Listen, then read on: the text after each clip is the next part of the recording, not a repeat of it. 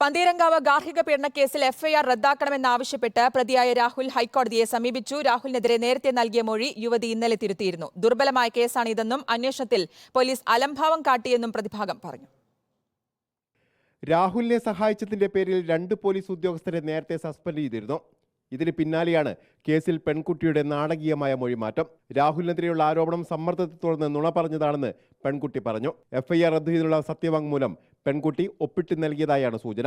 ഇതിന് പിന്നാലെയാണ് രാഹുൽ ഹൈക്കോടതിയെ സമീപിക്കുന്നത്. പന്തീരങ്കാവ് കേസിലെ പരാതിക്കാരി അഫിഡവിറ്റിലും വക്കാലത്തും ഒപ്പിട്ട് നൽകിയിട്ടുണ്ട്. അത് തിരുവനന്തപുരത്തുള്ള നോട്ടറി അഭിഭാഷകന്റെ മുമ്പാകെ വെച്ചിട്ടാണ് ചെയ്തിട്ടുള്ളത്. ഹൈക്കോടതി ഒരു 10-15 ദിവസത്തിനകം അതിന്റെ ഇൻസ്ട്രക്ഷൻ കൺസേൺ പോലീസ് സ്റ്റേഷനിലേക്ക് പോകും.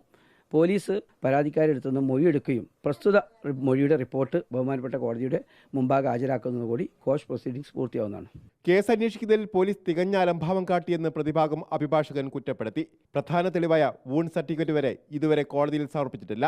2 പോലീസുകാരെ ബലിയാടാക്കിയെന്നും അഡ്വക്കേറ്റ് ഷമീം പറഞ്ഞു.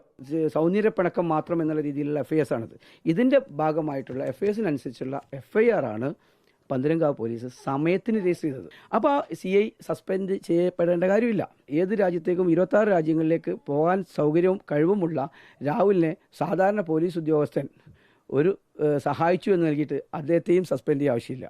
ഈ പോലീസുകാരെ ബലിയാടാക്കിയത് എന്താണെന്ന് നന്നായി ആലോചിക്കേണ്ടതും അതിനെ പഠിക്കേണ്ടതുണ്ട്. മൊഴിമാറ്റത്തോടെ പ്രമാദമായ കേസ് നാടകീയമായ വഴിത്തിരിവിലേക്കാണ് പോകുന്നത്. കേസിൽ നിരവധി നിയമപ്രശ്നങ്ങളും ഉയർന്നുവരുന്നു. റിപ്പോർട്ടർ, കോഴിക്കോട്.